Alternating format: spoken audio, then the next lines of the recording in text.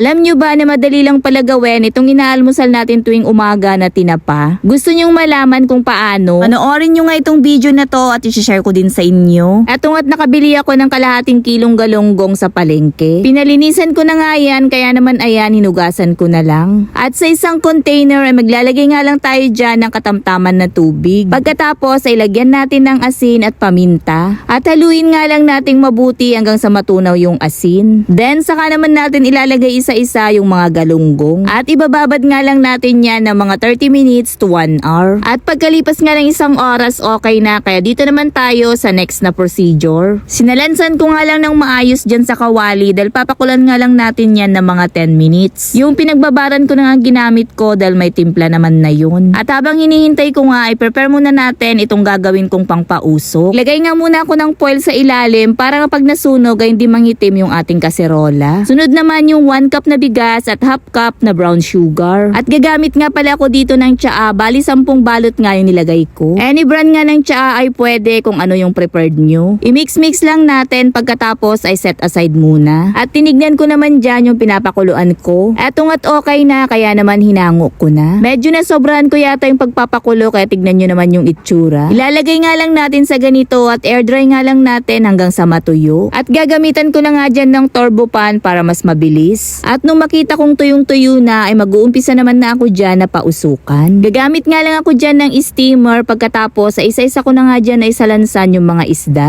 Dahan-dahan nga lang yung paglalagay ko dyan baka kasi madurog. So ayun, pagkatapos ko ang masalansan lahat ay sinalang ko na nga yung kaserola at papausukan ko nga lang yan ng mga 30 minutes. Kinakabahan nga ako dyan mga mare, baka hindi nga na naman maganda yung outcome niya. Pero eto nga, tignan nyo naman, nagmukha naman siyang tinapa, diba? Tuwang-tuwa nga ako dyan dahil first time ko nga lang tong gawin at naging okay naman yung resulta. Eto nga't nilagay ko nga muna dyan sa plato dahil gabi ko na nga to natapos gawin. At kinaumagahan nga, kinuha ko na nga agad sa ref dahil gusto ko nang matikman kung anong lasa. Kung lasang tinapa ba siya, char. At ayan, magluluto na nga ako agad dahil ito na nga yung breakfast ko. Alam nyo ba na favorite ko talaga itong tinapa at etong ang galunggong ang pinakagusto ko. At madali lang pala gawin kaya naman sigurado ako sa susunod gagawa pa ako. Mas lalong ang masarap ulamin ang tinapa pag may kapartner nga na gulay. At buti na lang may nabili nga ako ditong talong at okra. Mas maganda pa nga sana kung may talbos ng kamote kaso wala naman akong nabili. Ipiprito ko nga lang yung talong pagkatapos yung okra naman na ilalaga ko. O diba, solve na naman ang almusal ko neto. At sigurado nga ako na mapaparami na naman ako ng kain.